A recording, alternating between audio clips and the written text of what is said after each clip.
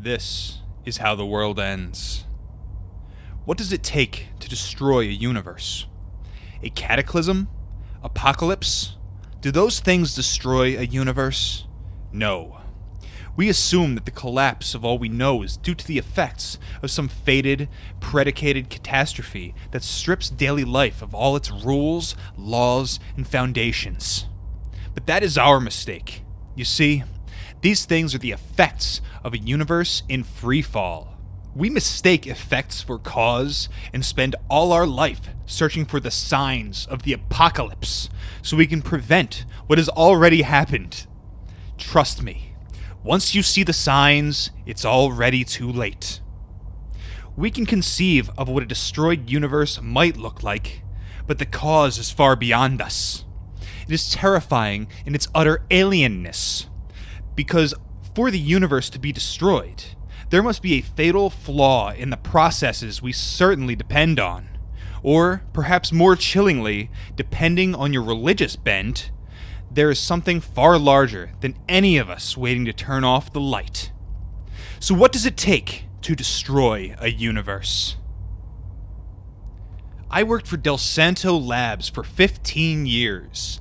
I had high hopes of reaching some heretofore unknown peak of human intellect and advancement with my tiny projects, plying my hands at the great unknowns. It was all a pipe dream until Dr. Swanson asked me to be her lab assistant for her latest project. In conspiratorial whispers, she told me about their goals to model the macro-level processes of cosmic organization, tracing the development of the laws that held our planet spinning in place. She showed me the lab, rows of gleaming and pricey equipment meant to provide a safe haven for a universe all their own. I was hooked, drunk on the potential for new knowledge and discovery. Despite my eagerness, I resigned myself to my position as a lowly cog in the machine, not privy to the secret underpinnings of how you create a self-sustaining universe. Still, I glutted myself on the scientific morsels that dropped from their table as I dutifully kept notes and monitored the myriad displays for any important changes.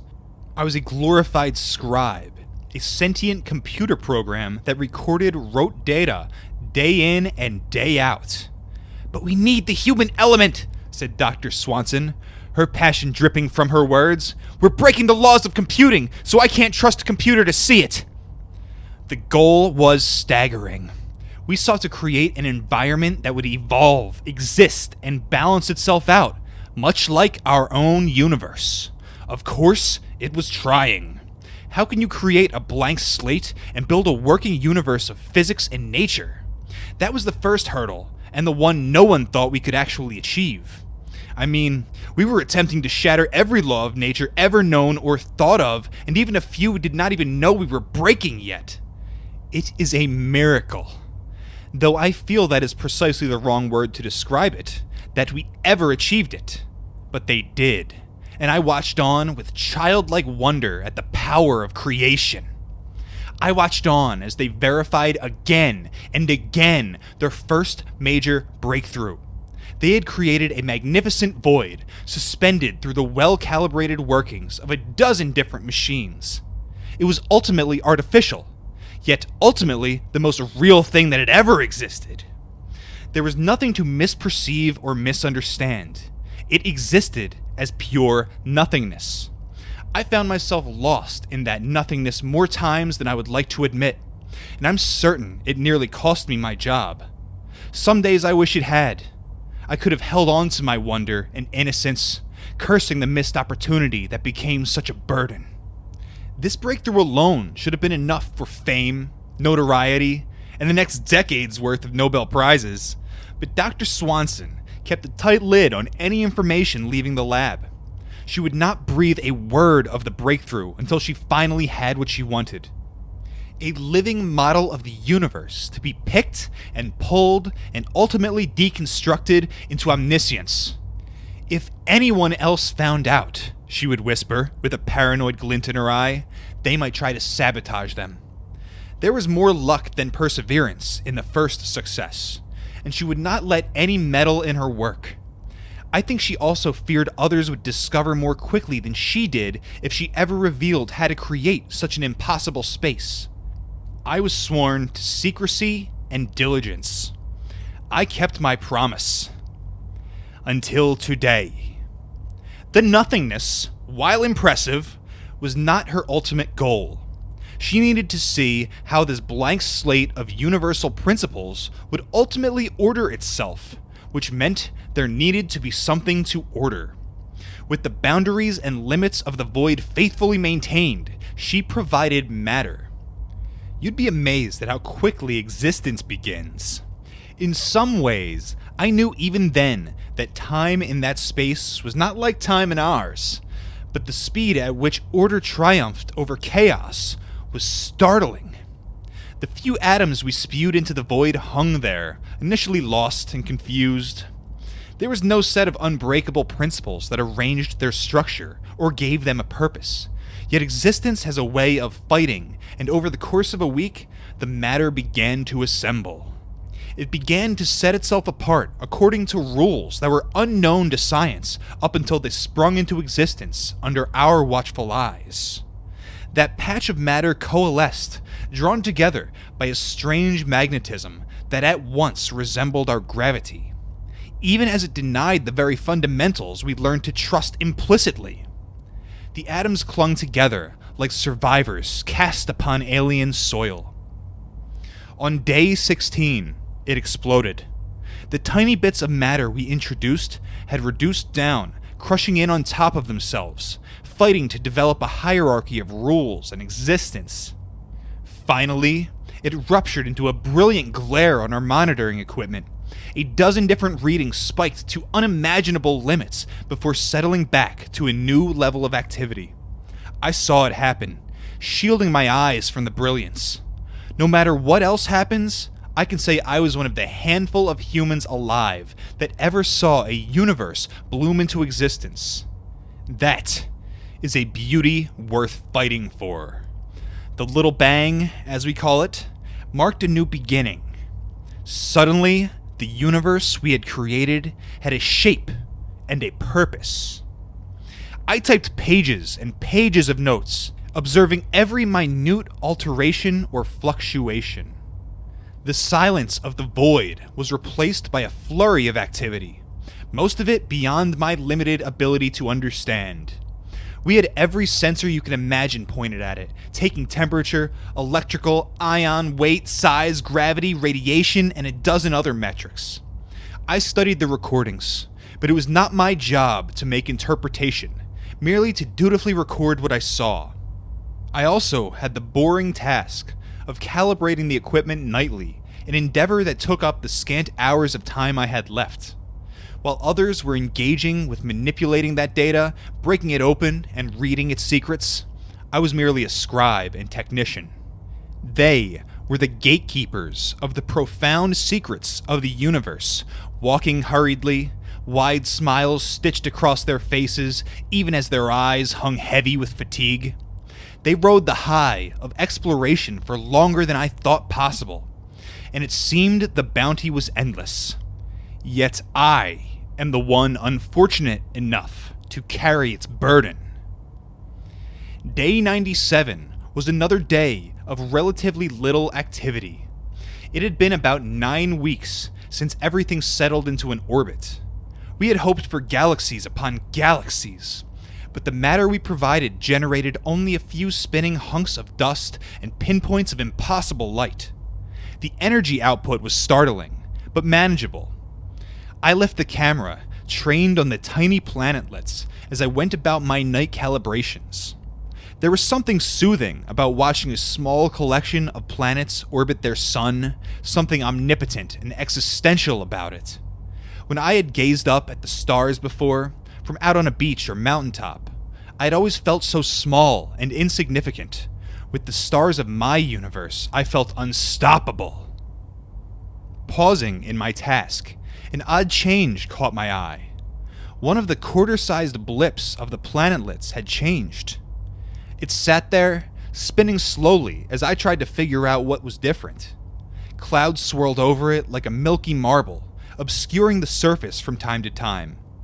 And then there was a sudden sparkle of light beneath the clouds. As I watched, a softly glowing trail rippled across the planet, lighting up the tiny sector of space. I rushed to the console, zooming in as far as I could see. And then I immediately called Dr. Swanson on the phone. She did not believe me, of course. But to her credit, she rushed into the lab and looked down at the screen. There it was before us, a network of lights covering the dark side of the planet. Even as we watched, the sun rose and the lights faded from existence. But we knew what we had seen. She demanded I investigate further, and so I dutifully dialed in one of the cameras, stretching it to its technological limit. The closer we got, the clearer the organization became, the more distinct became the arches and solid forms of buildings. Most importantly, the more terrifying became our ultimate creation. I turned my awe-filled face to study her, seeing her break into the same joyous wonder that I felt swelling within me. However, her face was pale, bloodless, and drawn. She stared at the screen with quivering eyes, and her voice just above a whisper. "Shut it down!" "What? We can't do that!" "We can't have done this," she whispered. Her words were haunted, spoken more to herself than anyone else. I saw true terror as she considered the implications of creating a whole group of people built in a lab. Organisms had never been the goal. They had been a risk, potentially creating something that could destroy everything we knew. I had sat in on the rigorous meetings about proper decontamination should any infectious agents appear. But these were not single-celled bacteria or unique viral agents. No, our trial run as God had resulted in impossible outcomes. Despite all our monitoring, we never realized that the birth of beings would leave no discernible ripple on the universe. We had missed it. "Shut it down!" she commanded again, her eyes finally leaving the screen. They were grim and determined. "I won't do that," I said, with more surety than I truly possessed. I was here to take my stand. Unfortunately, all my bravery was useless in the face of her absolute terror. I have played the scene through again and again in my head. I should have grabbed some piece of the equipment, something heavy and sturdy, and slung it at her head. I could have knocked her out, bound her. Ultimately, I would have had to kill her, I think. I should have barred the doors and made my last stand, buying the denizens a few extra days on their world. Eventually, the others would have broken through and shut it down. It was protocol, after all. Biological agents discovered violent decontamination. But those hours or days in my universe might have bought them a generation for all I knew. Maybe I could have even gotten a speaker rigged up, spoken into the great void in hopes they could hear me. I doubt they would understand my English, but at least I could have warned them. What do you say to a doomed planet? Hug your children. Tell your family you love them. Do that thing you've been putting off. Enjoy life while you have it. I think that's what I would have said. I think that's what you say to a doomed world. But none of that happened. Instead, Dr. Swanson pulled the plug herself, and I watched the laws of the universe fall apart beneath our watching camera. The fields that had carefully cradled our test tube universe disappeared, and its own laws tore it to shreds. It fell prey to a world of laws and scientific rules that were not its own. The computer display showed me how the tiny planet came unglued at its core, flinging red-hot streaks of magma across its surface. The stars fell from the sky. The lights went out. Whatever had once kept tiny people and their tiny lives safely anchored on their home gave way, and I tried not to notice the tiny particles floating throughout the faltering universe. The sun at the core of our system finally succumbed, and white-hot heat purified whatever could have remained. I watched the temperature reading spike, then resolve back to the carefully maintained 73 degrees of our lab. A pile of ash and sludge caked the floor, the only remnants of what we had created in our foolishness. I left Del Santo that day, the ringing of the emptiness echoing within me, and began the years-long process of ridding myself of the unbearable guilt. It was trips to therapists who considered me delusional, trial runs of alcohol and drugs that dulled the senses but left a howling ache where they had been. Medications were mostly useless. We destroyed the nothing. But I felt I carried it around deep inside my chest, an emptiness that no law of our world could hope to fill. As much as I would like to say I found the cure, that I somehow saved some sliver of that world, I cannot. Instead, I carry their burden daily and hope that counts for something. Some memorial of a forgotten race destroyed by fear. Some nights, I imagine I hear their screams. So, do you see now what it takes to destroy a universe? I can only hope that whoever is out there observing us is not quite so cowardly and fearful.